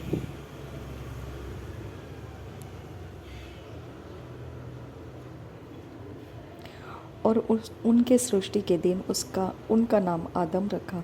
जब आदम 130 वर्ष का हुआ तब उसके द्वारा उसकी समानता में उस ही के स्वरूप के अनुसार एक पुत्र उत्पन्न हुआ। उसने उसका नाम शेत रखा। शेत के, अब यहाँ पर काइन और आबिल का कुछ बताया नहीं है ना, डायरेक्टली आदम का 130 वर्ष होने के बाद में डायरेक्टली शेत के बारे में बताया। हाबिल और काइन के बारे में कुछ नहीं लिखा है। शेत के जन्म के पश्चात आदम 800 वर्ष जीवित रहा और उसके और भी बेटे बेटियां उत्पन्न हुई। इस प्रकार आदम की कुल आयु 930 वर्ष की हुई। तत्पश्चात वह मर गया। जब शेत 105 वर्ष का हुआ तब उससे एनोश का जन्म हुआ। एनोश के जन्म के पश्चात शेत 807 वर्ष जीवित रहा और उसके और भी बेटे बेटियां उत्पन्न हुई। इस प्रकार शेत की कुल आयु 912 वर्ष की हुई। तत्पश्चात वह मर गया। तब जब एनोश 90 वर्ष का हुआ तब उससे केनान का जन्म हुआ। केनान के जन्म के पश्चात एनोश 815 वर्ष जीवित रहा और उसके और भी बेटे बेटियां उत्पन्न हुई। इस प्रकार एनोश की कुल आयु 905 वर्ष की हुई। तत्पश्चात वह मर गया। जब केनान 70 वर्ष का हुआ तब उससे महललेल का जन्म हुआ। महललेल के जन्म के पश्चात केनान 840 वर्ष जीवित रहा और उसके और भी बेटे बेटियां उत्पन्न हुई। इस प्रकार केनान की कुल आयु 910 वर्ष की हुई। तत्पश्चात वह मर गया। जब महललेल 65 वर्ष का हुआ तब उससे यरेद का जन्म हुआ। यरेद के जन्म के पश्चात महललेल 830 वर्ष जीवित रहा और उसके और भी बेटे बेटियां उत्पन्न हुई। इस प्रकार महललेल की कुल आयु 895 वर्ष की हुई। तत्पश्चात वह मर गया। जब यरेद 162 वर्ष का हुआ तब उससे हनोक का उत्पन्न हुआ। हनोक के जन्म के पश्चात यरेद 800 वर्ष जीवित रहा और उसके और भी बेटे बेटियां उत्पन्न हुई। इस प्रकार यरेद की कुल आयु 962 वर्ष की हुई। तत्पश्चात वह मर गया। जब हनोक 65 वर्ष का हुआ तब उससे मतुशेलह का जन्म हुआ। मतुशेलह की जन्म के पश्चात हनोक 300 वर्ष तक परमेश्वर के साथ साथ चलता रहा और उसके और भी बेटे बेटियां उत्पन्न हुई। इस प्रकार हनोक की कुल आयु 365 वर्ष की हुई। हनोक परमेश्वर के साथ साथ चलता था, फिर वह लोप हो गया क्योंकि परमेश्वर ने उसे उठा लिया। जब मतुशेलह 187 वर्ष का हुआ तब उससे लेमेक का जन्म हुआ। लेमेक के जन्म के पश्चात मतुशेलह 782 वर्ष जीवित रहा और उसके और भी बेटे बेटियां उत्पन्न हुई। इस प्रकार मतुशेलह की कुल आयु 969 वर्ष की हुई। तत्पश्चात वह मर गया। जब लेमेक 182 वर्ष का हुआ तब उससे एक पुत्र का जन्म हुआ। उसने यह कहकर उसका नाम नूह रखा, यहोवा ने जो पृथ्वी को शाप दिया है उसके विषय यह लड़का हमारे काम में और उस कठिन परिश्रम में जो हम करते हैं हमको शांति देगा। नूह के जन्म के पश्चात लेमेक 595 वर्ष जीवित रहा और उसके और भी बेटे बेटियां उत्पन्न हुई। इस प्रकार लेमेक की कुल आयु 777 वर्ष की हुई। तत्पश्चात वह मर गया और नूह 500 वर्ष का हुआ और नूह से शेम और हाम और यपेत का जन्म हुआ। यहाँ पे एक बात ध्यान देना है। पहला प्रोफेसी आदम ने हवा के बारे में किया। सबसे पहला प्रोफेसी आदम ने हवा के बारे में किया और उस समय परमेश्वर ने उसको लाया था, हवा को उसके सामने।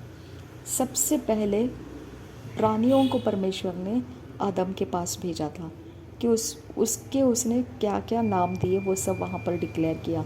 उसके बाद हवा को लेकर आया परमेश्वर, उसके बारे में उसने आदम ने बहुत कुछ बताया। और चौथे अध्याय में हवा बोलती है कि परमेश्वर ने मुझे मनुष्य पुत्र दिया। ओके, फिर चौथे अध्याय के आखिरी में शेत के बेटे के द्वारा शेत के भी एक पुत्र उत्पन्न हुआ और उसने उसका नाम एनोश रखा। उसी समय से लोग यहोवा से प्रार्थना करने लगे और हाबिल और काइन के द्वारा अर्पण चढ़ाना, बलिदान चढ़ाना आ गया और भेंट में चर्बी को भेंट चढ़ाना आ गया, पशुपालन वहाँ से आ गया। ओके, और यहाँ पे अब बताया जा रहा है कि नूह के बारे में प्रोफेसी किया। नूह के बारे में क्या बताया? 28 वचन, 5वां अध्याय का 28 वचन।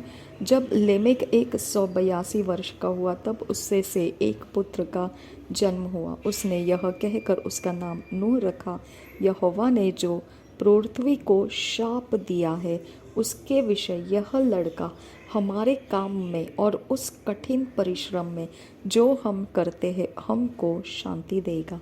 यहोवा ने पृथ्वी को शाप दिया है, ये लेमेक बोल रहा है। हालेलुया, ये लेमेक बोल रहा है। अब सोच के देखो आदम किस जगह में है। आदम और हव्वा, आदम का श्राप जहाँ पे हुआ था, ये लेमेक कितना जनरेशन आगे आ चुका है, लेकिन फिर भी उसको पता है। काइन ने आबेल की हत्या की, वहाँ पर भी लेमेक नाम का ही इंसान था जिसने ये प्रोफेसी की कि अगर काइन के लिए परमेश्वर बदला ले सकता है 7 गुना, तो लेमेक के लिए 7 से 77 बार बदला लिया जाएगा।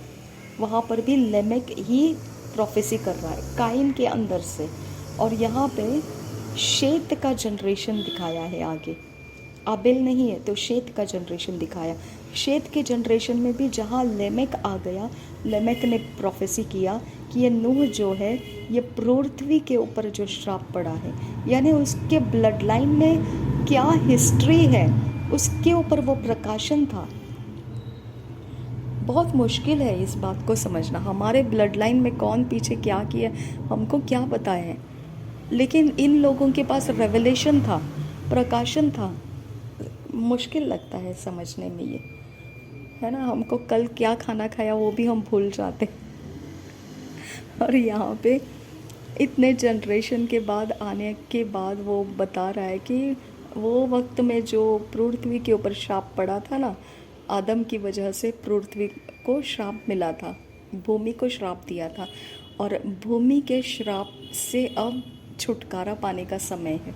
भूमि को श्राप से अभी मुक्त होने का समय नूह के द्वारा आएगा, ऐसा कुछ बोल रहा है। देखिए क्या बोलता है वो, पृथ्वी को श्राप दिया है उसके विषय, यह लड़का हमारे काम में और उस कठिन परिश्रम में जो हम करते हैं हमको शांति देगा। यानी कि हमारा काम और उस कठिन परिश्रम, तो हमको सोचना पड़ेगा इनका काम क्या था और इनका कठिन परिश्रम क्या था। परमेश्वर ने बोला भूमि तुझे कंप्लीट उपज नहीं देगी, ऊंट कटारे उसके साथ साथ उगेंगे और तुझे 100% फसल नहीं मिलेगा, तू अपने माथे के पसीने से खाना खाएगा। ये श्राप था, भूमि की तरफ से उपज निकलेगी लेकिन आदम को वो हार्डशिप के द्वारा मिलेगी। ये श्राप था भूमि के ऊपर। तो यहाँ ये बोल रहे हमारे काम और हमारे कठिन परिश्रम जो हम करते हैं हमको शांति देगा। यानी जो माथे के पसीने से तुम खाओगे, तुमको कंप्लीट सेटिस्फैक्शन नहीं रहेगा, तुम कंप्लीटली रिलैक्स्ड नहीं रहोगे। तो ये सारे परिश्रम के काम से, हमारे काम और कठिन परिश्रम, ओके, हार्ड वर्क ये परमेश्वर ने आदम को डाल दिया था। वो काम, उनके काम और हार्ड वर्क, ये दोनों से नूह अभी उनको शांति देगा। ओके, जो पृथ्वी पर डाला है, लेकिन उसका सफरिंग किसको उठाना पड़ रहा है? आदम को, क्योंकि पृथ्वी के द्वारा ही आदम जीवित रहने वाला है, पृथ्वी के द्वारा के फसल से ही आदम का गुजारा होने वाला है। तो हार्ड वर्क कर रहे हैं वो, कठिन परिश्रम कर रहे हैं वो। और वो कहते हैं कि हम जो काम कर रहे हैं, अभी काइन के वक्त क्या काम कर रहे थे आपने देखा, कोई पशुपालन कर रहा है, कोई टेंट बना रहा है, कोई म्यूजिशियंस के काम कर रहा है। वैसे ये लोग भी कुछ तो ऑक्यूपेशन कर रहे हैं, लेकिन वो बहुत हार्ड वर्क है। ओके, उनकी मेहनत बड़ी है उसके अंदर, वो मेहनत बहुत ज़्यादा कर रहे हैं, बहुत परिश्रम कर रहे हैं, और फिर उनके हाथ कुछ थोड़ा बहुत लग जाता है कि वो अपने सर्वाइवल को कर पाएंगे। तो यहाँ पे बोल रहा है, ये प्रॉफेटिकली बोल रहा है कि अब हमारे काम और हमारे कठिन परिश्रम से हमको शांति देगा ये नूह। ओके, कुछ तो ऐसा काम नूह करने वाला है कि वो क्या करेगा, पृथ्वी को शाप दिया है उसके विषय, यह लड़का हमारे काम में और उस कठिन परिश्रम में जो हम करते हैं हमको शांति देगा। नूह शांति देगा। अभी तक तो नूह बच्चा ही है, अभी जस्ट वो जन्मा है, उसके बारे में प्रॉफिटिकली बोला गया है।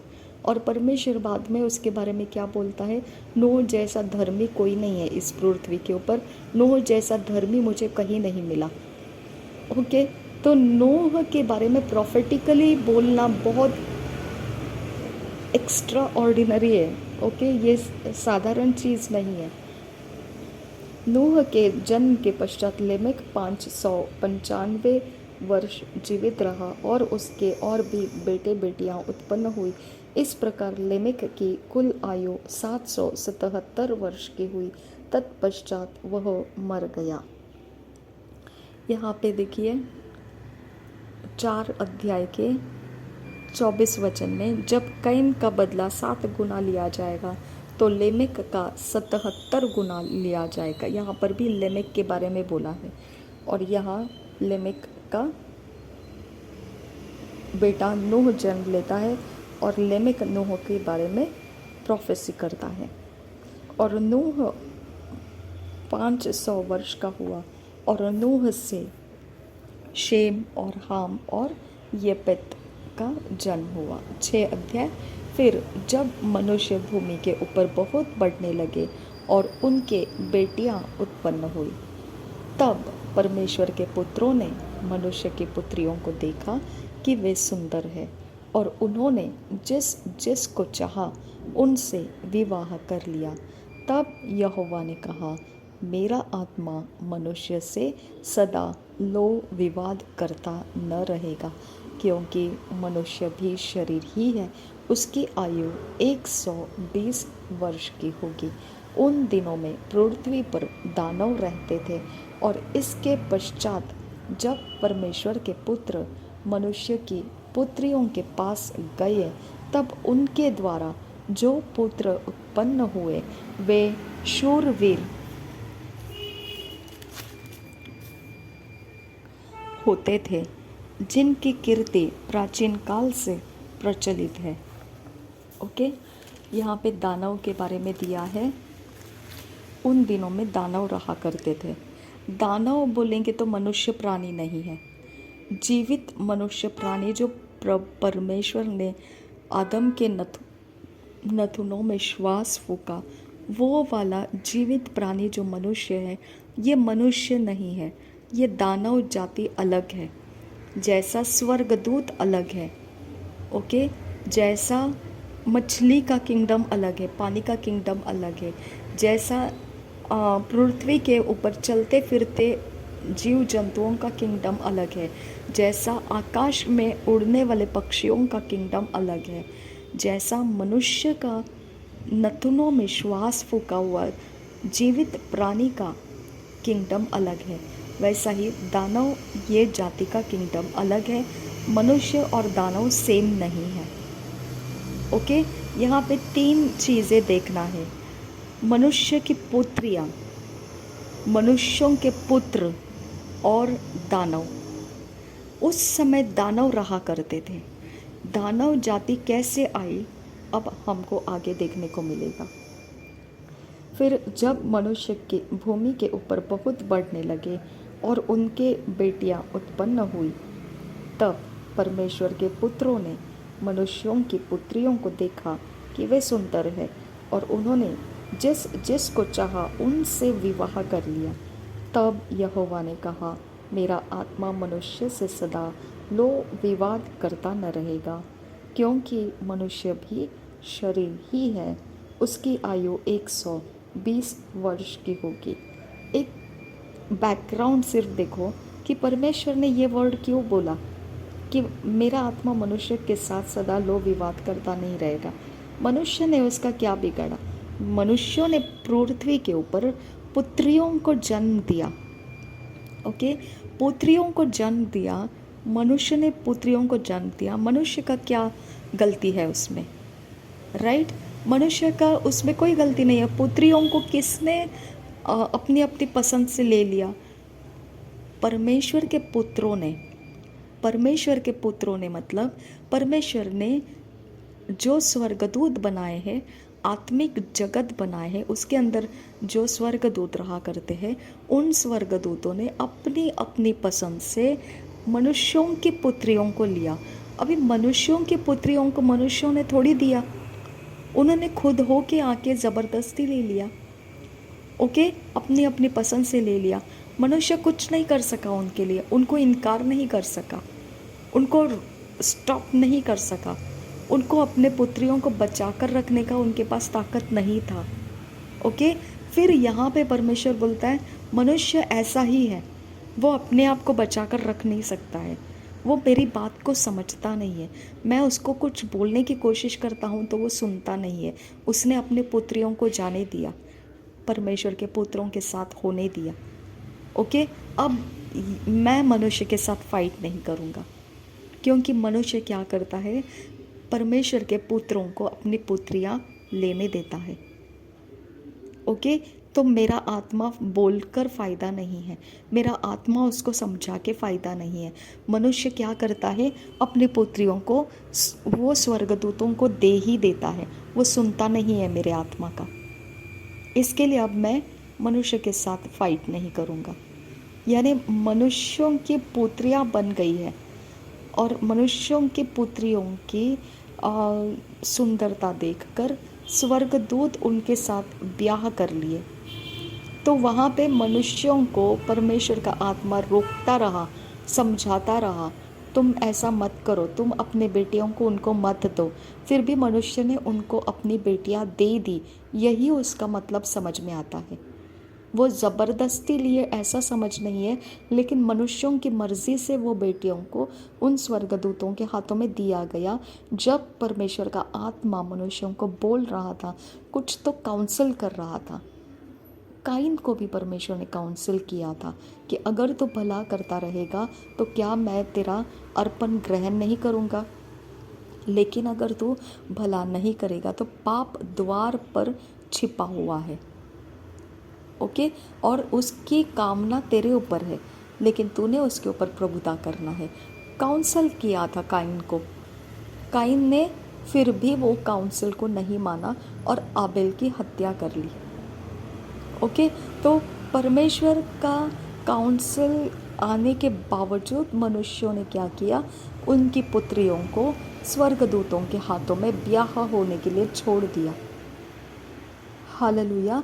और ये कारण से परमेश्वर वहाँ पे बोलता है कि मनुष्य हमेशा प्रॉफिट किस तरफ का देखता है, शारीरिक प्रॉफिट देखता है। हव्वा ने भी प्रॉफिट किस तरफ देखा कि ज्ञान का फल है, भले बुरे ज्ञान का फल है, परमेश्वर के तुल्य बन जाएंगे।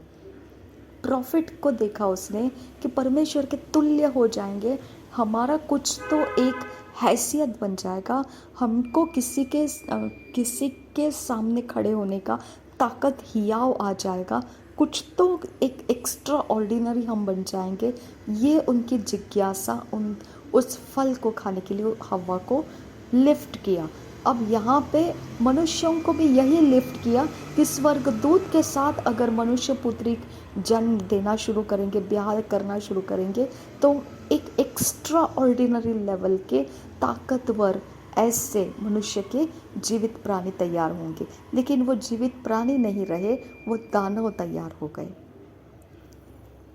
ओके, तो इस प्रकार से परमेश्वर को मनुष्य के बारे में बहुत गुस्सा आता है कि अभी भी आज के डेट में भी उसका आत्मा हमको काउंसल करता है, हमको प्रचार से सिखाता है। ओके, हमको मन ही मन, अंदर ही अंदर वचन की समझ देता है। और जब चुनाव करने का टाइम आता है तो मनुष्य वही करने के लिए जाता है जो उसके शरीर के जीवन के लिए लाभदायी है। वो आत्मा के जीवन के लाभ का नहीं सोचता है कि मैंने क्या काउंसल सुना है, मैंने क्या स्टडी में सीखा है, मैंने क्या प्रचार में सुना है, मैं उसी को फॉलो करना चाहिए। लेकिन उसको फॉलो करूँगा तो मुझे तो शरीर का जो प्रॉफिट है वो तो नहीं आएगा। तो मुझे शरीर का प्रॉफिट चाहिए तो वो प्रचार को मुझे भूल जाना पड़ेगा, मुझे जो सिखाया है वचन को वो भूल जाना पड़ेगा, और मुझे शरीर का चुनाव पहला करना पड़ेगा। क्योंकि शरीर है बॉस, पृथ्वी पर रहना है, खाना है, पीना है, जीना है। ओके, तो हमको तो ये करना ही पड़ेगा ना। तो थोड़ा बहुत यहाँ वहाँ से हमको कुछ तो करना ही पड़ेगा ना। हमको भी तो रईस बनना है, हमको भी तो पैसे वाले बनना है, हमारे भी तो बाल बच्चों का कोई एस्टेट होना चाहिए, प्रॉपर्टी होना चाहिए। तो लूटो ना दूसरों का, लूटना तो पड़ेगा, वो लोग खुद होके थोड़ी देने वाले। उनके सारे डॉक्यूमेंट्स को जब हम फ्रॉड करेंगे तभी तो वो हमारे हाथ लगेगा। ये माइंड सेट शरीर का है। ओके, और इसी में से क्या हो जाता है, परमेश्वर का आत्मा बोलता है तू अपनी आंखों से दूर तक देख, जहाँ तक तेरी दृष्टि जाती है वहाँ तक की ज़मीन मैं तुझे दे दूँगा। तो वो बात के ऊपर अब्राहम जैसा विश्वास किया, वैसा विश्वास मनुष्य नहीं करना चाहता है। वो ये देखता है नहीं नहीं नहीं, आज मेरी बेटी है, उसका फ्यूचर है, मेरा जनरेशन है, हम लोग ने क्या किया है, हम लोग क्या ऐसा भिखारी जैसे रहेंगे क्या? नहीं नहीं नहीं, हम लोगों को सब चाहिए बाबा, सब ऐश्वर्य चाहिए हम लोगों को, सब लूट मार करके हम इकट्ठा करेंगे, हमको फ़र्क नहीं पड़ता है, क्योंकि हमारा जनरेशन है पापा। आगे हम लोगों को भी रिच फैमिली बनना है, करोड़पति बनना है, ऐसे ही थोड़ी होता है वो। यहाँ पे क्या हो जाता है, परमेश्वर के वचन को तुच्छ जाना जाता है। ओके, इसकी वजह से हमारे साथ संगति में परमेश्वर का ट्रिब्यूलेशंस आता है, सफरिंग्स आता है, क्योंकि परमेश्वर बोलता है जो अनजस्ट, अन्याय के साथ जीता है, अनराइट, अधर्म के साथ जीता है, वचन जानते हुए भी गलती करने के शौकीन है, क्योंकि गलती करेंगे तो उनका कुछ शरीर का प्रॉफिट होने वाला है। फिर गलती करना ज़रूरी है, तभी तो शरीर का प्रॉफिट होगा। ऐसे लोगों के साथ हमेशा ट्रिब्यूलेशंस और सफरिंग्स रहेगा। परमेश्वर उनको हार्ड टाइम्स देता है, सफरिंग्स देता है, ट्रिब्यूलेशंस देता है, यातनाएं देता है, कठिन समय देता है। ओके, और परमेश्वर का आत्मा उनके साथ काउंसिल नहीं करता है। उसके बाद वो हार्ड टाइम्स इसीलिए लग जाता है क्योंकि परमेश्वर का आत्मा वहाँ एब्सेंट हो जाता है। वो काम करेंगे तो भी परमेश्वर खुद ही उनके काम को नुकसान में डाल देता है। ओके, वो कुछ करने की कोशिश करेंगे, परमेश्वर खुद जाके उनको बिगाड़ के आ जाता है। वो कुछ फ्यूचर के बारे में सोचने की कोशिश करेंगे, परमेश्वर उनको बोलता है तुम्हारा कुछ बनने वाला नहीं है। परमेश्वर खुद निगेटिविटी उनको बताता है। ओके, तो वो बैरी बन गए अभी परमेश्वर का। उनको परमेश्वर आगे जाने का रास्ता नहीं देगा, क्योंकि वो अन्याय और अधर्म के साथ उसके वचन को डीवैल्यू कर रहे, डिस्ग्रेस कर रहे और आगे बढ़ना चाहते हैं, तो परमेश्वर उनको आगे बढ़ने नहीं देता है, सफरिंग्स के साथ रखता है। अब यहाँ पर परमेश्वर मनुष्य जो है ना, उसके आयु को बताया है। उसकी आयु 120 वर्ष की होगी। उन दिनों में पृथ्वी पर दानव रहते थे, और इसके पश्चात जब परमेश्वर के पुत्र मनुष्य की पुत्रियों के पास गए, तब उनके द्वारा जो पुत्र उत्पन्न हुए वे शूरवीर होते थे, जिनकी कीर्ति प्राचीन काल से प्रचलित है। यहोवा ने देखा कि मनुष्यों की बुराई पृथ्वी पर बढ़ गई है, और उनके मन के विचार में जो कुछ उत्पन्न होता है वह निरंतर बुरा ही होता है। और यहोवा पृथ्वी पर मनुष्य को बनाने में पछताया, और वह मन में अति खेदित हुआ। तब यहोवा ने कहा, मैं मनुष्य को जिसकी मैंने सृष्टि की है पृथ्वी के ऊपर से मिटा दूंगा। क्या मनुष्य, क्या पशु, क्या रेंगने वाले जंतु, क्या आकाश के पक्षी, सबको मिटा दूंगा, क्योंकि उनके बनाने से पछताता हूँ। परंतु यहोवा के अनुग्रह की दृष्टि नूह पर बनी रही। तो यहाँ पे दानव जाति पहले से रहा करती थी, दानव जाति पहले से रह रही थी।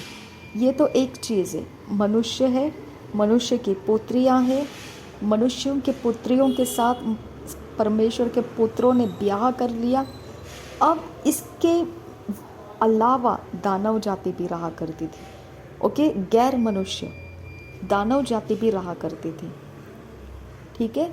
और मनुष्यों की पुत्रियों के साथ जो स्वर्गदूतों ने शादी किया, उनके बच्चे जो पैदा होते थे, उन बच्चों का एक बहुत बड़ा नाम रहा करता था कि वो शूरवीर बच्चे हैं।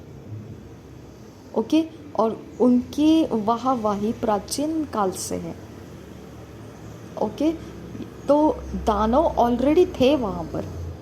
दानव यहाँ पे स्टार्ट नहीं हुआ जहाँ पर 6वां अध्याय चल रहा है, इसके अंदर ऑलरेडी दानव थे।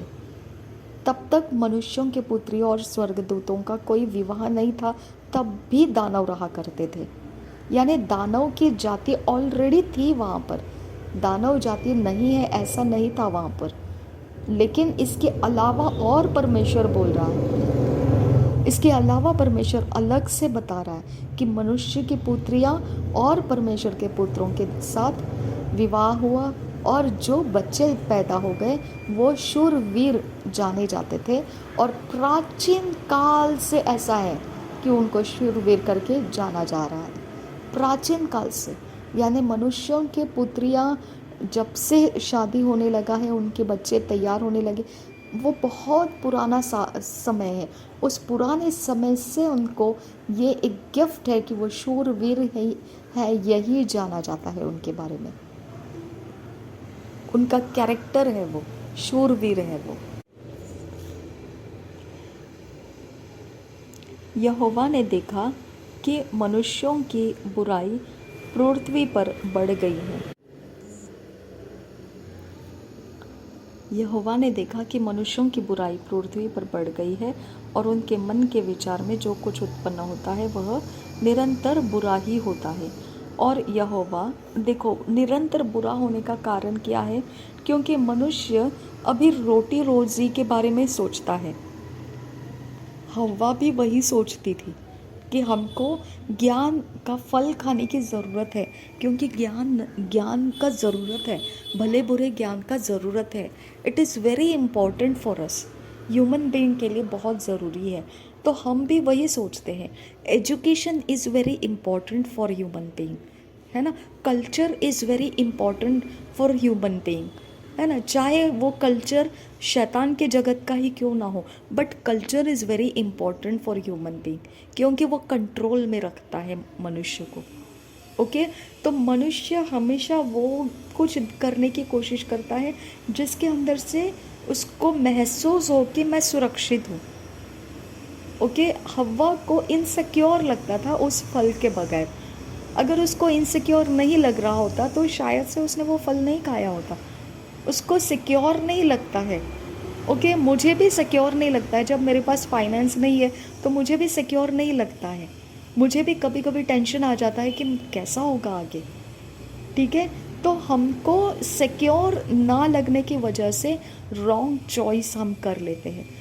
तुरंत हम सेवा छोड़कर जॉब करने के चक्कर में लग जाते हैं। हम सेवा छोड़कर हम कुछ ऐसा करने के लिए शुरू करते हैं कि कोई बिजनेस कर ले, कहीं से तो इनकम जनरेट करना स्टार्ट करें।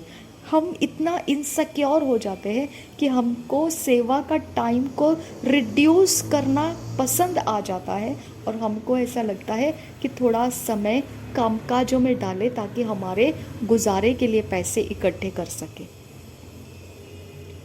ओके, जायज़ लगता है ये, है ना, क्योंकि बिना पैसे के हम खाएंगे क्या, बिल्स कहाँ से भरेंगे, कैसे जिएंगे। हवा को भी सेम इनसिक्योर लगा था। ओके, उसको भी सेम इनसिक्योर लग रहा था, कैसे क्या होगा, ये फल का खाना ज़रूरी है, इसको खाने से हम परमेश्वर के जैसे बन सकते हैं, वो तो अलग बात है, लेकिन ज्ञान आ जाएगा, भले बुरे का ज्ञान आ जाएगा हमारे पास। ओके, उसको इनसिक्योर की वजह से वो फ्रूट उसने खा लिया। सेम थिंग इनसिक्योर फील यहाँ पर काइन को भी हुआ। उसको इनसिक्योर फील हो गया कि परमेश्वर ने आबेल का स्वीकारा, परमेश्वर के पास आबेल है, आबेल का स्वीकारा, इनसिक्योर फील हो गया। वो एक किंगडम है, वो सच बात है, एक किंगडम है वो। ओके, वो किंगडम के अंदर से उसको दिखाई दिया कि परमेश्वर अब वो किंगडम के साथ नहीं है, परमेश्वर ने अब उसका किंगडम का रास्ता अलग कर दिया है, तो वो किंगडम को वो डिस्ट्रॉय करना चाहता था। वो एक है सच्चाई उसके अंदर, लेकिन उसके अंदर का इनसिक्योर ही उसका कारण था कि वो परमेश्वर के अलग किंगडम को एस्टैब्लिश होना नहीं देना चाहता था। जो आबेल के द्वारा होने वाला था, वो किंगडम शेत के द्वारा शुरू हो गया। तो काइन, उसकी हत्या करके फ़ायदा नहीं हुआ उसका। वो किंगडम जो परमेश्वर को बनाना है आबेल के द्वारा, वो शेत के द्वारा शुरू हो गया। ओके, तो इस तरह से हमको इनसिक्योर फील होता है, तभी हमारे दुष्ट विचार स्टार्ट होते हैं। इनसिक्योर फील होने की वजह से हम आराम से अन्याय कर देते हैं, अत्याचार कर देते हैं, धोखा दे देते हैं, झूठ बोल देते हैं। इनसिक्योर होने के कारण हम शारीरिक बर्ताव में उतर आते हैं, क्योंकि हमको इनसिक्योर, ये एक वजह है जिसके कारण हम शरीर की गंदगी में से जीवन को उठा लेते हैं, ऊंचा कर देते हैं, शरीर की अवस्था को हम काम करने देते हैं। शरीर के अवस्था में हमको जो सही लगता है वो करना शुरू कर देते हैं हम। शरीर की अवस्था में हमको जो लगता है कि इसके द्वारा हमारा शरीर कंफर्टेबल रह सकता है, हम उस दिशा में निकल जाते हैं। हालेलुया। तो शरीर के अंदर का हमारा इतना पावरफुल, हमारे अंदर एक इनसिक्योरिटी का फीलिंग है कि हमको परमेश्वर इम्पॉर्टेंट नहीं लगता है। हमको शरीर सेफ रहना चाहिए, सिक्योर रहना चाहिए, कंफर्टेबल रहना चाहिए, कोई प्रॉब्लम शरीर में नहीं आना चाहिए। इसकी वजह से हम वो सब करने को तैयार हो जाते हैं जो शरीर को सेफ रखने का हमारा विश्वास हमको बताता है। ओके। इस वजह से एक्चुअली वो दुष्टता बढ़ जाती है। इस वजह से मनुष्य सोचता भी है ना, वो इनसिक्योर के रीज़न से सोचता है। वो परमेश्वर को छोड़कर जब सोचता है तो उसके अंदर इनसिक्योरिटी का फीलिंग है, इसकी वजह से वो वैसा सोचता है। अब जब परमेश्वर ने आदम और हव्वा को ऑलरेडी वो वाटिका में रखा हुआ था और परमेश्वर ठंडे समय में उनको मिलने आता था, तब भी उनके अंदर ये इनसिक्योर फील था। तब भी हवा के अंदर ये एक कमज़ोर अवस्था थी ऑलरेडी कि मुझे इस फल की ज़रूरत है। अगर मुझे इस फल को खाना है तो इसके द्वारा मेरा कुछ तो एक्स्ट्रा ऑर्डिनरी फीचर्स स्टार्ट हो सकते हैं। ओके। तो इस प्रकार से है कि हमको इनसिक्योर फील परमेश्वर के प्रेजेंस में उतरने के बावजूद हमको कहीं ना कहीं तो इनसिक्योर फील रहता ही रहता है कि हम दुष्टता के मैनिफेस्टेशन कर देते हैं, अधर्म के मैनिफेस्टेशन कर देते हैं। शबनकिन बाकासे है कबरहाल रबाकासा। इनसिक्योर फील होना ये हमारे शरीर को खुला मैदान है दुष्टता करने के लिए, खुला मैदान है परमेश्वर के वचन को तोड़ने के लिए, खुला मैदान है परमेश्वर के भय को छोड़ देने के लिए। इनसिक्योर में कभी मत रहना। परमेश्वर के वचन के ऊपर कंप्लीट ट्रस्ट रखिए, कंप्लीट भरोसा रखिए। ओके। क्योंकि इनसिक्योर भी अपना एक पावर यूज़ करता है हमारे लाइफ में और हमको वो कुछ तो उसका इंतज़ाम करो, ऐसा हमारे अंदर से वो हमें स्टर करता रहता है। जब तक वो हमारे अंदर स्टर होता रहेगा, हमारे अंदर से आइडियाज़ आते रहेंगे, हमारा कॉन्शियसनेस वो बातों की तरफ आकर्षित होता रहेगा कि इस इनसिक्योर फील को मैं कैसे रेस्ट दूँ, कैसे विश्राम में रखूँ। और वो सारी काउंसल्स शरीर के अंदर से ही रहता है, दुष्टता के साथ होता है, परमेश्वर की तरफ के नहीं रहता है। इनसिक्योर फील मत रखिए अपने अंदर, बस उसका इतना ही इलाज है। इनसिक्योर फील को जगह नहीं देना है हमारे अंदर। ओके। दनियल ने और शद्रक मेशक अबेदनेगो ने इनसिक्योर फील को जगह नहीं दिया। मरे तो मरे, जिए तो जिए, गए छोड़ो, कोई डर की बात नहीं है। ओके। परमेश्वर बचाता है तो बचाए, नहीं बचाता है छोड़ो, फ़र्क नहीं पड़ता है। इनसिक्योर फील नहीं कराना है अपने आप को। इनसिक्योर को हमारे अंदर जगह नहीं रखना है और उसकी ग्रोथ होने नहीं देना है और उस इनसिक्योर के नीचे से कुछ इंतज़ाम करने के काउंसल्स की तरफ नहीं बढ़ना है। कंपलसरी हमारे लिए ये एक वार्निंग स्टेप है।